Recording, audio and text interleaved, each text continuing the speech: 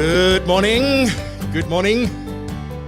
Awesome to have you with us this morning. Today is a momentous occasion, I would say, because we are for the first time today also live streaming to Facebook. Believe it or not, I never thought I would actually do that, but why not? And let's see if we have any people. So if you are over on Facebook, do say hi in the chat. We'll be able to show the comments on screen as well.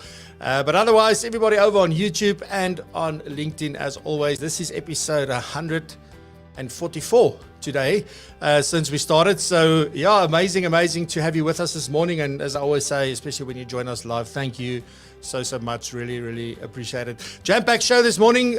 So we have the news. Seema is back this morning from the Financial Planning Institute, giving us a roundup of the latest news. And I think there's always so much to share there. We have Norma, who is going to talk about how to be your own advocate.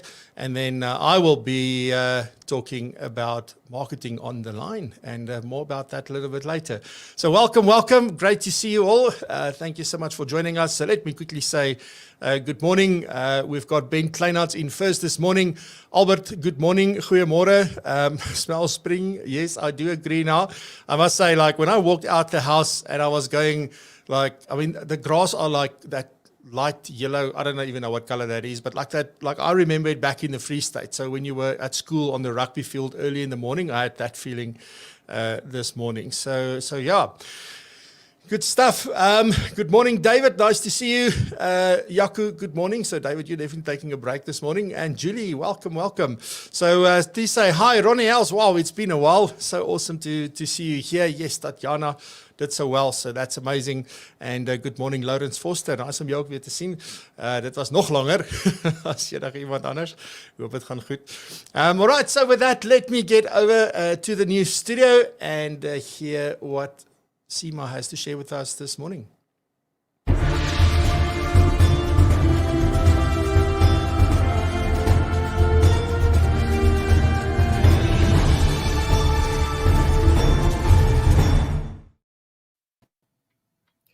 Good morning, everybody. Francois, thanks for having me again.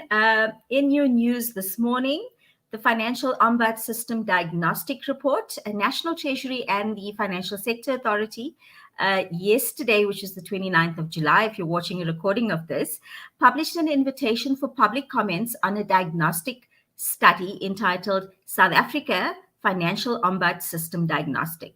The study was commissioned by National Treasury and prepared by the World Bank Group. It aims to provide an independent review of South Africa's financial ombud financial services sector. The FSCA, as the regulator responsible for ensuring that customers are treated fairly in the financial sector, also participated in the process. Some high-level findings include the current highly complex and fragmented ombud system overlapping jurisdictions, increasing costs for providers, and is difficult for consumers to navigate. There is a wide variation in compliant eligibility, process powers, and status of decisions amongst the ombud systems. There is insufficient consumer accessibility due to the language barriers and regional distributions.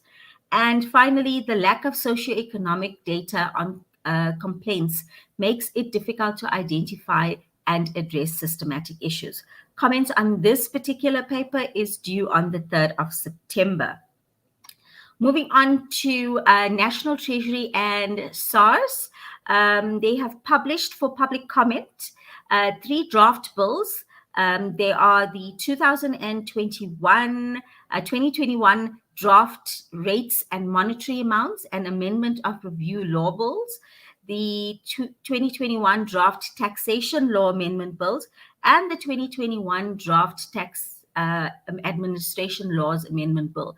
These draft tax bills contain the tax proposals made in the 2021 budget on the 24th of February, and the 2021 tax bills will be introduced in Parliament later this year. Comments on these bills close on the 28th of August.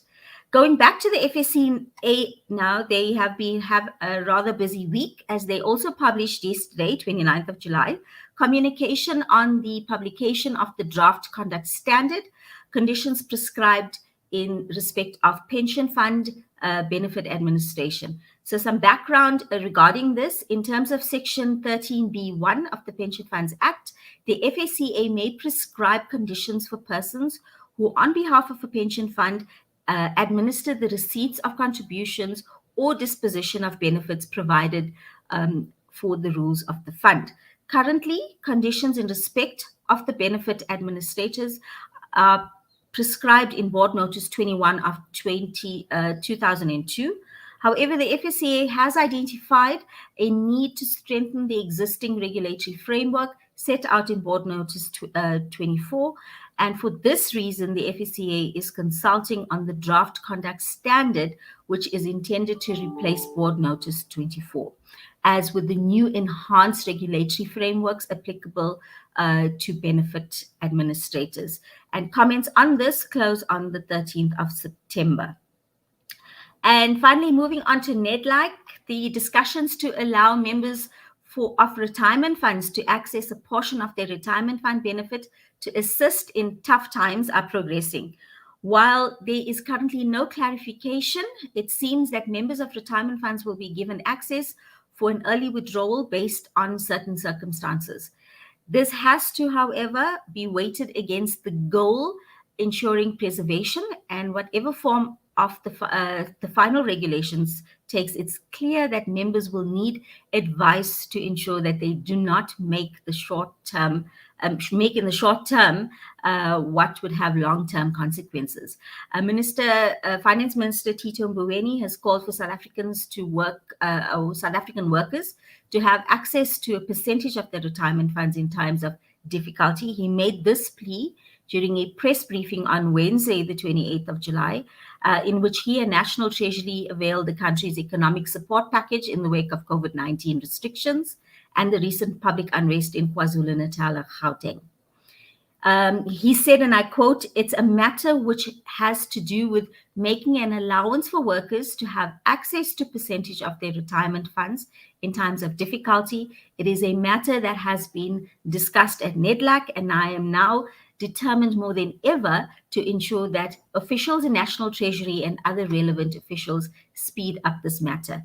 He went further on to say that the funds could, amongst other things, be used to settle bond payments or, in inverted commas, sort out whatever debt positions they may be in. The minister did warn, however, that people should ensure that they use this facility for purposes of relief and also make their situation better. With the current savings culture, less than 10% of South Africans having enough savings for retirement, I, as a financial planning services professional, feel very uneasy with the future prospects this may hold, but we'll wait and see.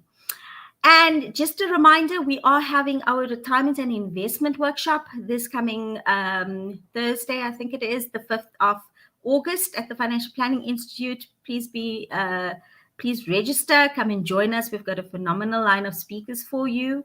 And with that, I end today's news with an interesting fact, and David's listening, so you'd appreciate this. Did you know that the sound of the Star Wars lightsaber was created by pairing together the sound of an idle film projector and the buzz from an old TV set? And with that, thank you, Francois. Wow, I did not know that, and I profess myself to be a Star Wars fan. That's courtesy of my 13-year-old. Thank you. Fantastic.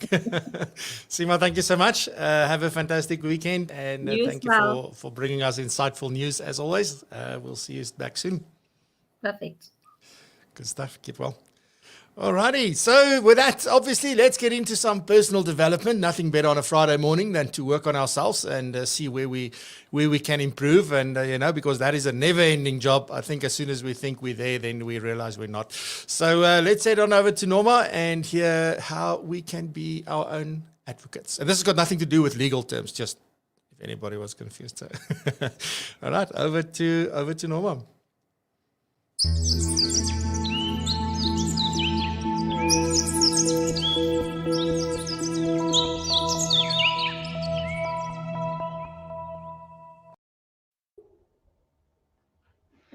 Good morning. My topic for today is to be your own advocate. So I also refer to that as just how we show up for ourselves. And what that really means is just that our thoughts, feelings, and actions are all in alignment. So our actions is a reflection of what we think. So what exactly does it look like if we show up for ourselves or we are our own advocate? It means that we say no when we mean no. So not to try and people please. So when we people please, we lie to ourselves and we're actually not truthful. And we know that we people please because it doesn't feel good in our bodies and we have resentment.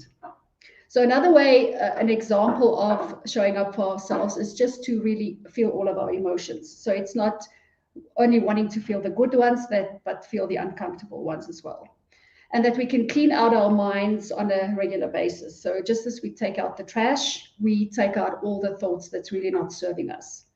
When we fail, then we fail with grace. So when we miss the mark, we don't beat up ourselves about it and we don't make it mean anything. And then also just to love ourselves no matter what.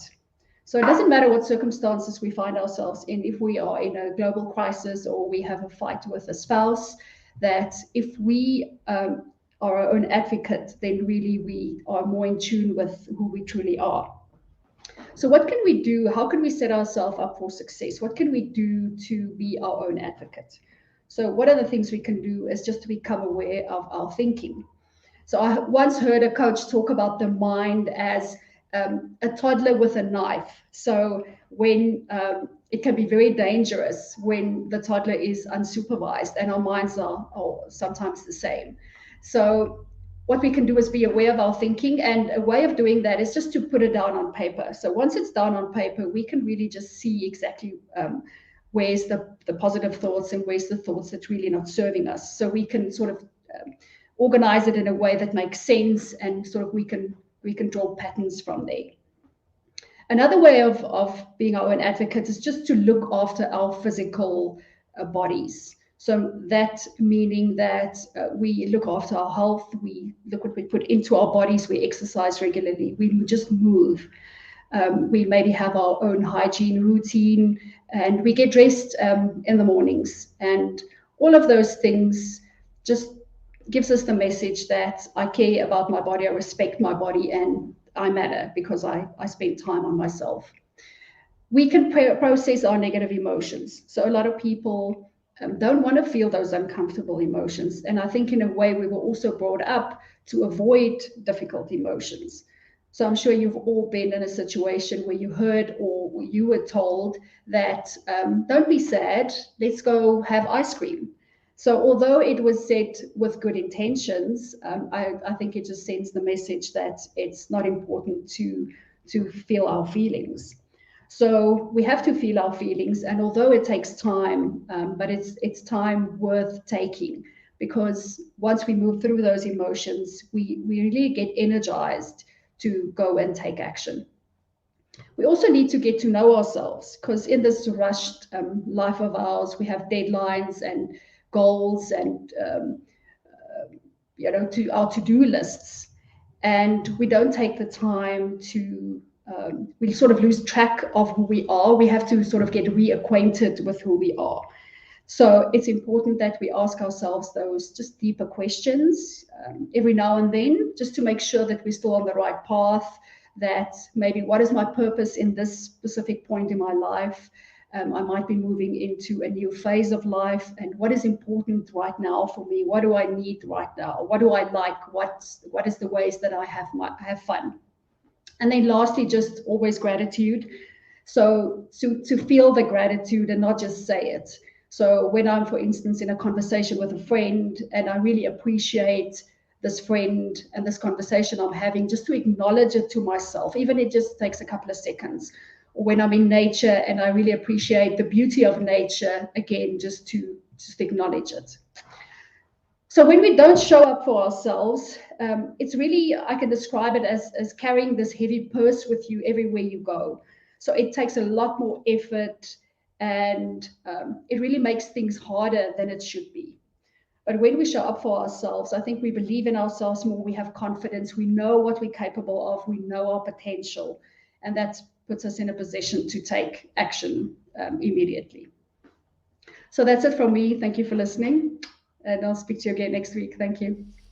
Great stuff. Norma, don't you want to tell sort of all the I don't even know if I need to say women or female or ladies, I don't know. But anyway, our female viewers, all the women watching, like, do you want to share with them about your Facebook group? Yes, I just started a Facebook group, and it's just a way of supporting women and just being there and having or giving you a safe space where you can come with your questions. I know women around, late 30s, 40s, we start asking ourselves different questions. And I think if we are in a group, I can give my opinion, and there's a lot of women in the group that can also share their value. So, and specifically women in business, that's a great place to come to share your challenges and also share your successes and hear what other women are going through, and you might be able to relate to that. Yeah, absolutely. Cool stuff. Norma, have a fantastic weekend. Stay warm and safe, all that good stuff, and we'll see you back next week. Great. Thank you. Thanks, everyone. Cheers. Bye. All right, so now let's quickly do some announcements and things that I have to share with you that you need to know about before we get into the topic of marketing on the line. And I'll tell you more about what that is about. But first off, I never really ask this anymore, but if you feel like you would like to support the show, you can do so by becoming a patron. And to do that, you can just type in the link in your browser, any browser on your phone or on your laptop, to patreon.com/VCF. We created this back when this was still Virtual Coffee with Francois. So unfortunately, I can't change that link. But if you would like to support us, it's anything from $3 up to $12. That's up to you what you want to do, and you can stop and start and do all that stuff whenever you want. We use that the funds from that to work on the studio, buy equipment, do things like that to make the show better. So that's what that goes towards. It's absolutely voluntary. No expectations, but it would be great. It's been a while since I've sort of plugged this, but it would be great if you could do that. Then one of the big changes that's happening is we got approved by the FBI. I still need to sign the contract, but waiting for that we would be, our CPD provider name is going to change from Circulus Online, which it has been since 2017. And that is now changing over to Propulsion Learning. And because we also, I think I've said this on the show before, where we're bringing everything together under one brand, and I want to take away all the confusion about all the many different things that we offer and make sure that everything goes under the Propulsion brand. So whether it's Propulsion Live, it's Propulsion Learning, Propulsion Pro, all of these things that we do, it's all part of Propulsion at the end of the day. So look out for that change. It's coming soon. As I said, it's already been approved, just waiting for the contracts to sign. So very grateful for that. Then also remember, next month we are starting on the 16th of August the Communication Challenge. So if you are a Propulsion Pro member, it's a 5-day challenge that you can participate in on the Propulsion Pro platform. You log in, go to events, or not events, to programs, and then you just go and join it over there. So look out for that. Then the Speaker and Influencer Program for 2022, we are still open for, if you want to register your interest to take part in this. And on that note, I quickly want to remind you what this has in store for you and sort of what you can look forward to, and just some reasons about why you should consider joining the program next year.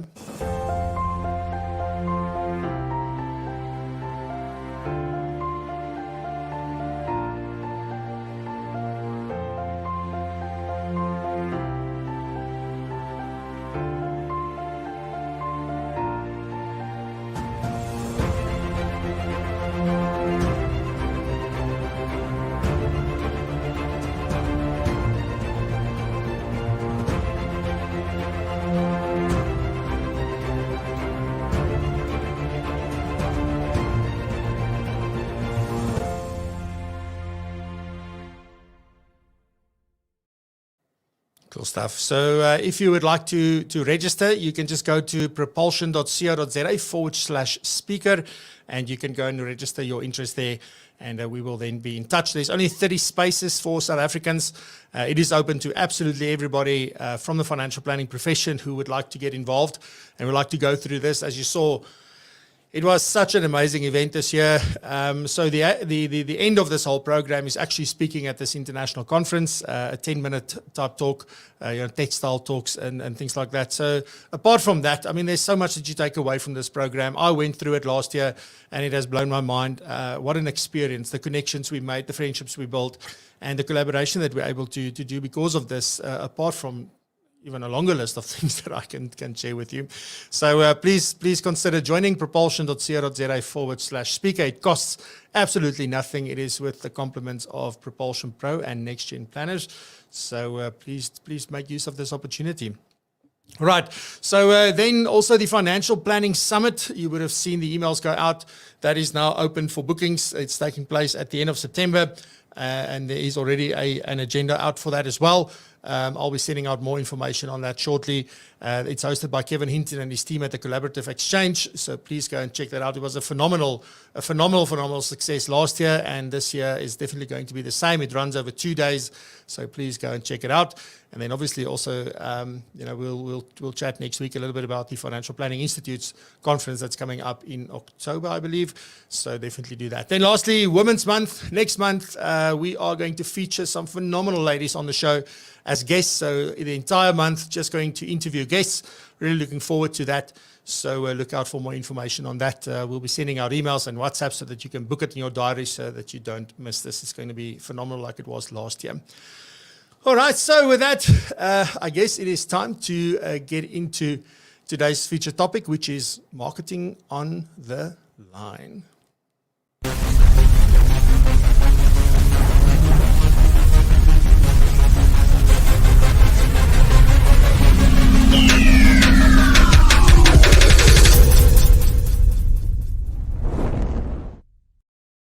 Right, so there we go. All right, so what is this thing like marketing on the line, Francois? Let me just take Norma off here, the screen. There we go. So what is this whole thing about marketing on the line? That sounds like a fancy new sort of, what is this? But it's actually a line from the incredible movie that I rewatched a little while back, I think about a month or so ago. I watched this. It's called The Internship. And it has really been a phenomenal movie for me personally. I think there is so much that I took away from this movie and so much, I think, inspiration. So as I said in the description for today's episode as well, like if you haven't watched this movie, go and watch this movie, because not only are you really going to laugh yourself to bits, but there's some phenomenal insights in here and things that will really challenge the way that we think about, technology, think about being on the line or online. And just so if you didn't get that, on the line is just meaning like it's actually a reference to online. And so today we're going to talk about online marketing for your financial planning business or your practice and for yourself. And I just want to share a few things there with you. But really go check out this movie, The Internship. It was done back in 2013. But it's really like it's like it's still today, because I still see the same things happening today. And go check it out. That's all I'm going to say. All right, so let's get started then with sort of what is it that I want to start off with. Well, I guess I want to ask a few questions today, and it's the why, the what, and the how, I suppose we're going to talk about. But, why must you be online? And when you're from the Free State like myself, you wonder if there's a difference between should and must. And for me, it's not a question of should I be online. It is more a question of must I be online? Because you either must or you mustn't, I would say. Or maybe you mustn't, but you should, or you should, I don't know. Like, we're going to get into that. So my first thing is, well, if you want to exist in the first place, then you must be online. If you want anybody to know that you are around and that they are able to go and check, or find someone like you for what it is that they need, then, you must be online. It is the place where everyone, just think about anything you want to know today. Like, you go Google it, or you go onto YouTube and you search for it. That's what we do. It's become such a part of our lives, yet our own businesses can't be found. Our own propositions, our own services, success stories from clients. None of that can be found anywhere because that's not for me. I don't go online. I don't want to be found or anything like that. So for me to exist in today's world and going forward, it is an absolute must to be online for that. And then another reason, obviously, to be online, and that this is probably the biggest one at the moment, is because of this new hybrid world that we live in, where everything since March 2020, I take my hat off. There were some people that were semi-ready for that, and it was quite an easy transition for them, maybe bought an extra camera or, just whatever. They were already doing this because they maybe had clients overseas, or they were forced in some way to embrace this long before it became a necessity. But the people I really want to take my hat off is to say, like, okay, now the pawpaw has hit the fan. So this is now, I have to do this. And they took the bull by the horns and they just converted that practice and they started incorporating virtual. And then what really happened was that they saw like clients loved this. Because remember, for the first time in our lives, everybody was forced to work virtually for quite a while. So even the people that didn't want to do it, if you were lucky to be employed at that time, the employer definitely forced you to start working virtually. And as we experience that and the comfort and the ease and all of that surrounds that, the amount of time that we save, like, no, why don't we do it like this? It's amazing that there's still people saying, and a large percentage of people saying that we will go back to face-to-face. Virtual will not be a thing. Yeah, so we'll wait and see for that. And then, I think why must you be online? It's a big part of the trust puzzle. If you want to build trust, if you want to build credibility, you have to be one found. You have to have up-to-date information. You must be, like, when people look at it, it must, like, oh, this guy or this lady is speaking to me. But it's that trust that you build even before you've met a client.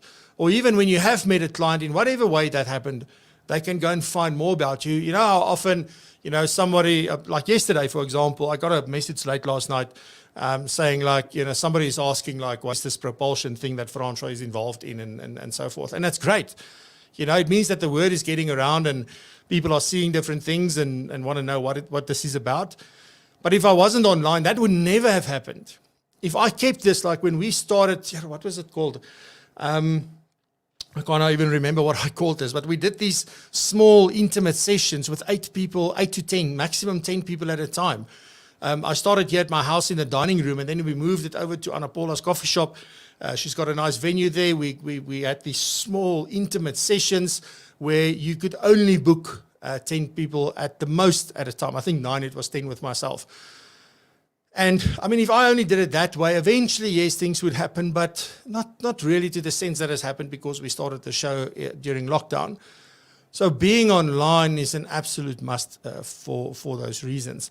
And I'm sort of keen, guys, please, like, join the conversation in the chat, in the comments. What do you think? What is your opinion? What has your experience been? And even if you feel like you won't go online ever, then also share your reasons and your opinions. Like, I want to learn in that sense. It's not that I'm just challenging and just saying, like, no, you must be, and if you're not, then we can't be friends. Definitely not what I'm saying. But definitely, like, I want to understand sort of the reasoning for people not still wanting to be online. But on that note, I mean, let me just quickly go, like, why should you not be online?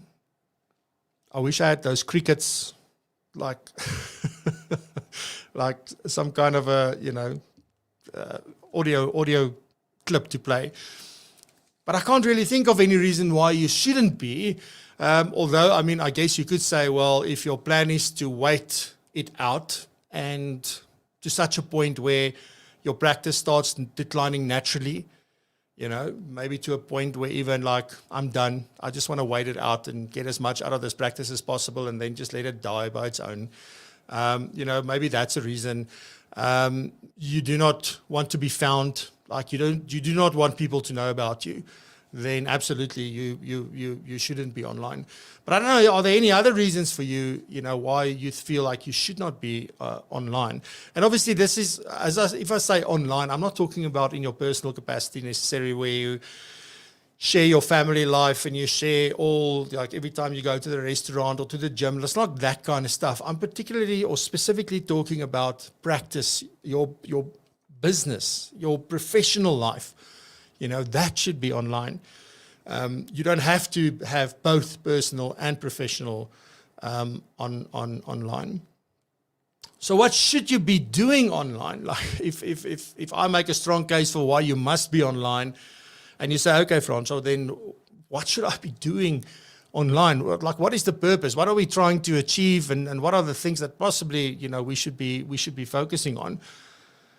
Well, the first thing is that you should be building and evolving your practices and your profile, your professional profile, because like things change all the time, the way we communicate. Maybe the market that we communicate to shifts. And to do that, we have to continuously build and evolve and change and adapt our profiles. It's not a once-off thing that you just go and do and then like put my profile together and there you go.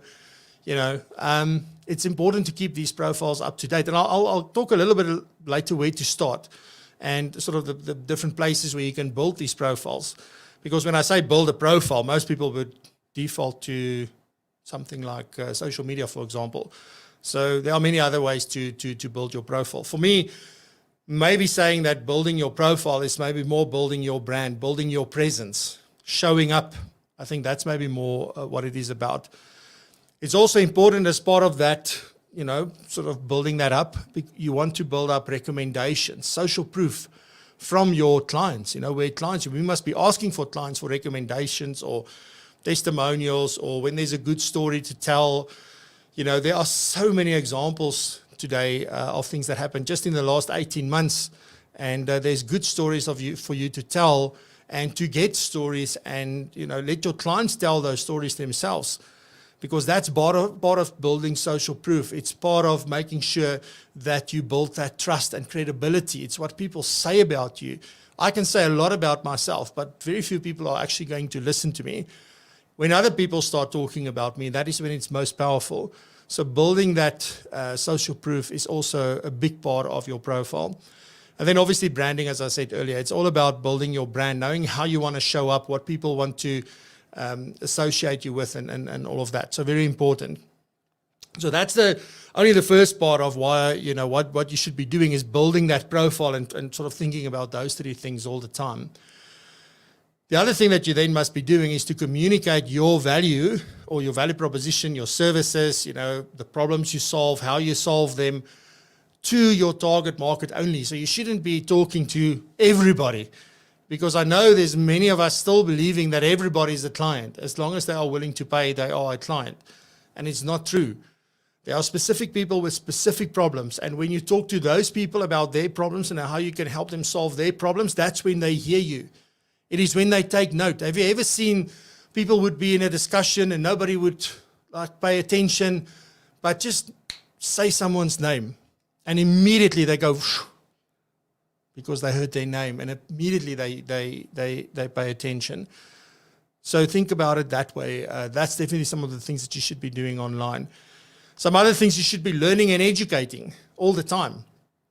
And again, you can learn from peers, you can learn from other industries, you can learn from clients, you can actually do online programs and courses and things like that online. But learning is a part of being online. It is where you see more things. But again, be careful that you don't try and consume everything that's out there. Again, you must know what you're looking for so that you only spend time on those things.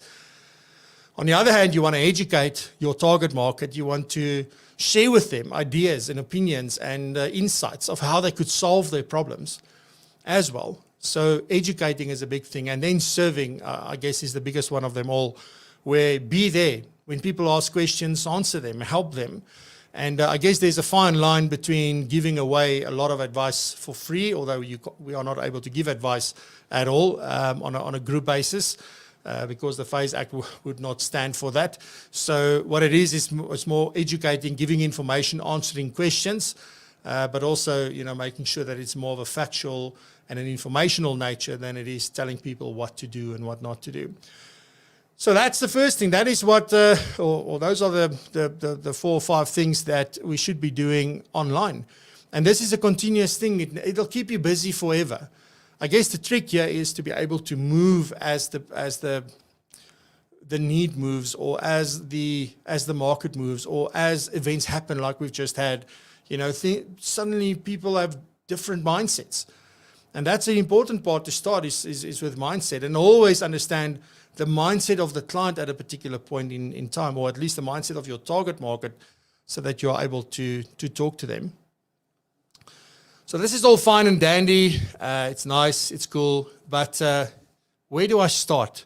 I guess for many, and sort of why am I talking about this today? Maybe I should also share that.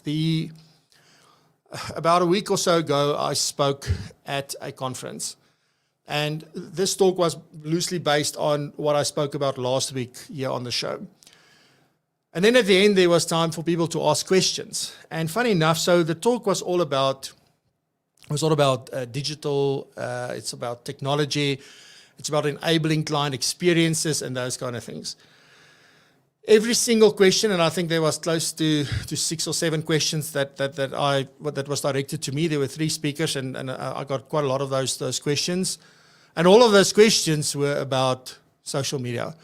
It was about where should I be? What should I be doing? Like, how do I do this? Like, how do I start if I sort of know I need to do this, but I don't really know. Like, where do I start so I don't look like a dinosaur, act like a dinosaur?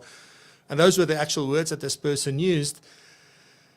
So I thought, also then I think that inspired what I want to talk about today. But the big question for a lot of people is maybe not always like, must I be online? Shouldn't I be online? It's more a case of, okay, let's say that I believe that I must be there.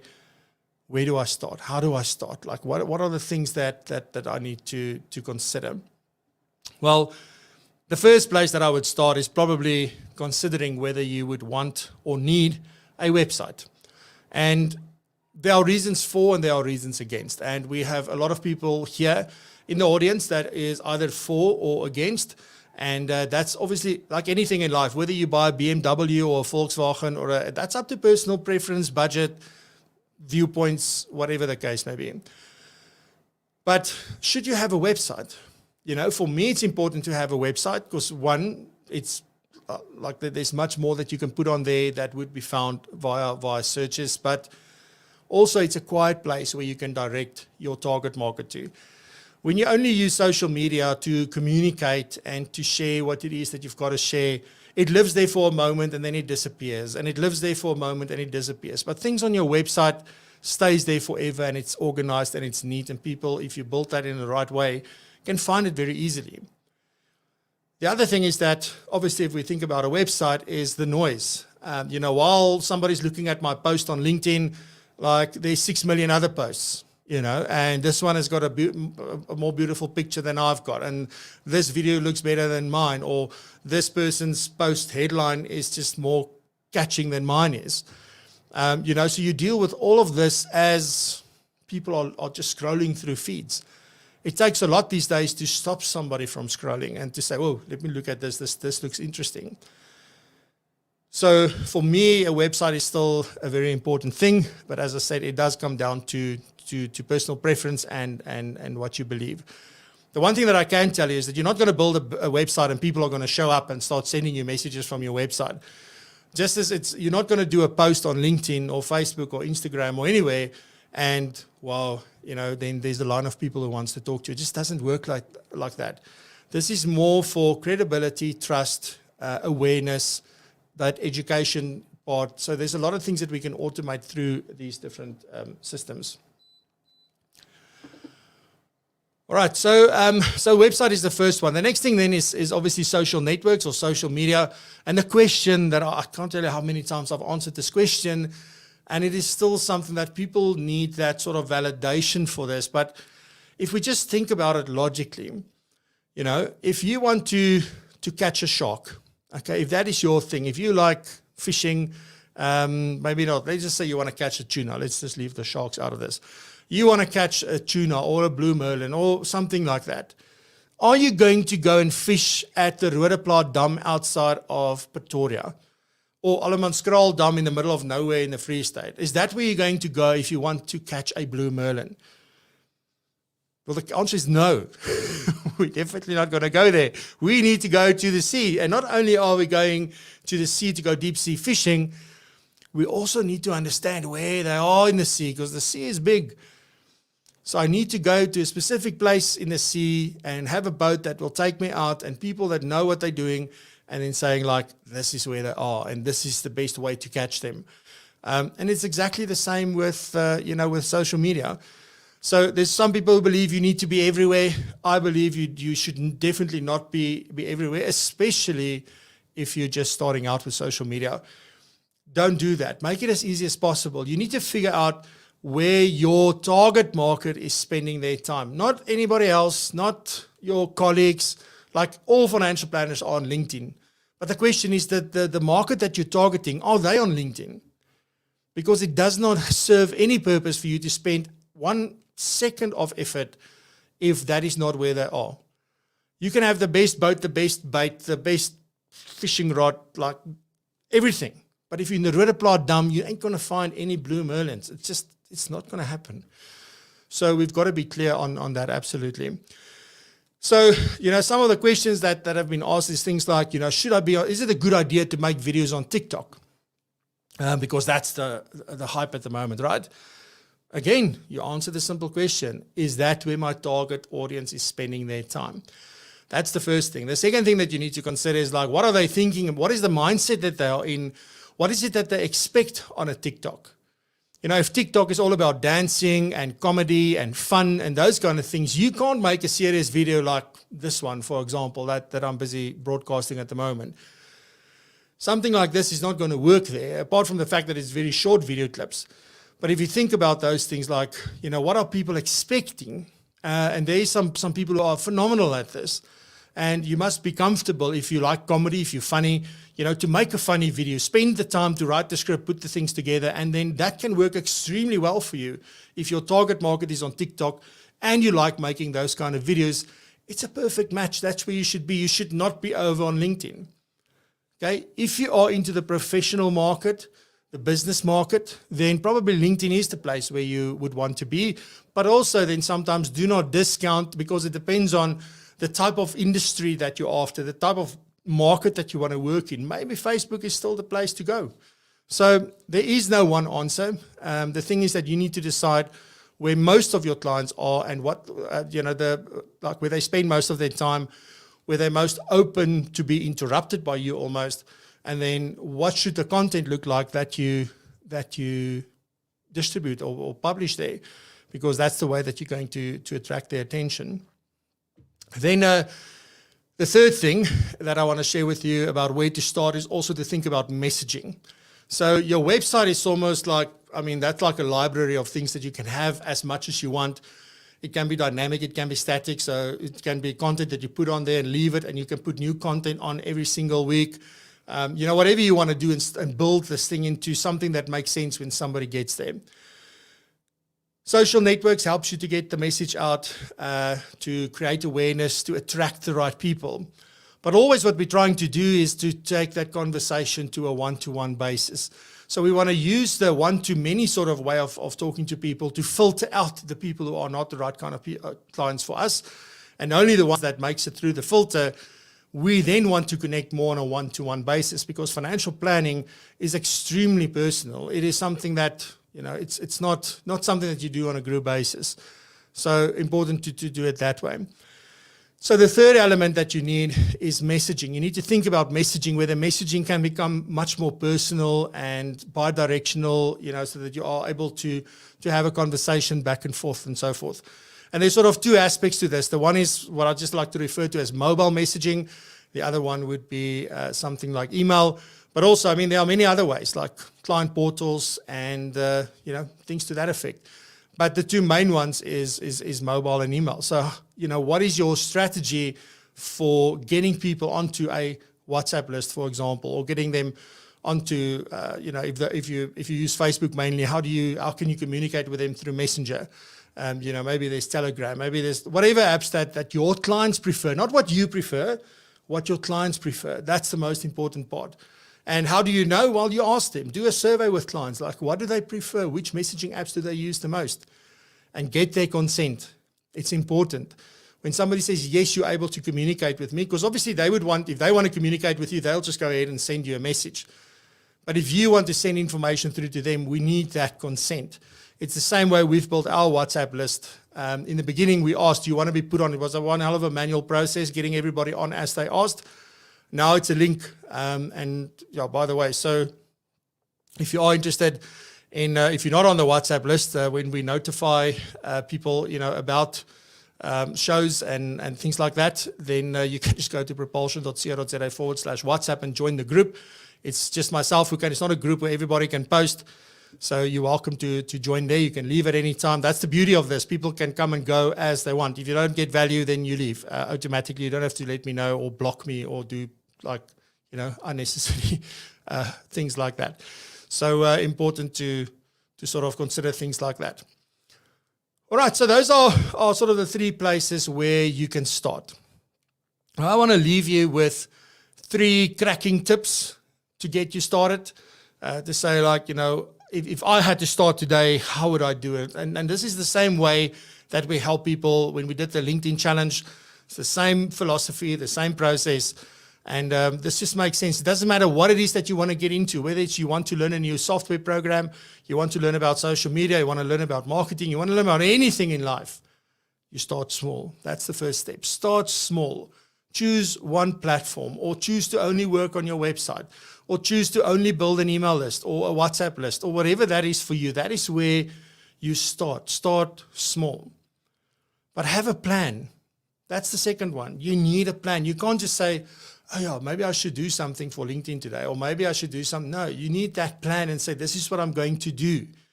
And then the third cracking tip, and this stuff as it comes out of my mouth, I think it's so silly actually, but it's execute your plan.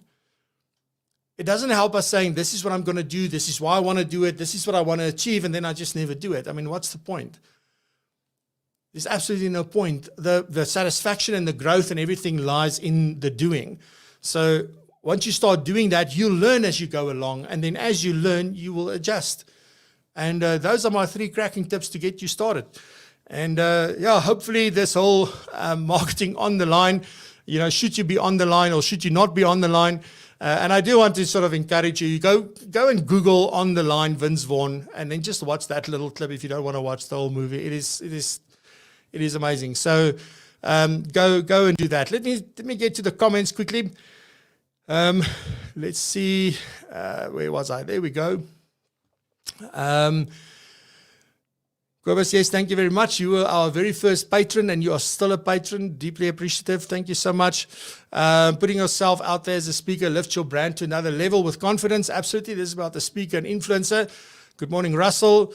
Gobus says it was a great movie. Saw it when it came out. Inspired me to be even more active.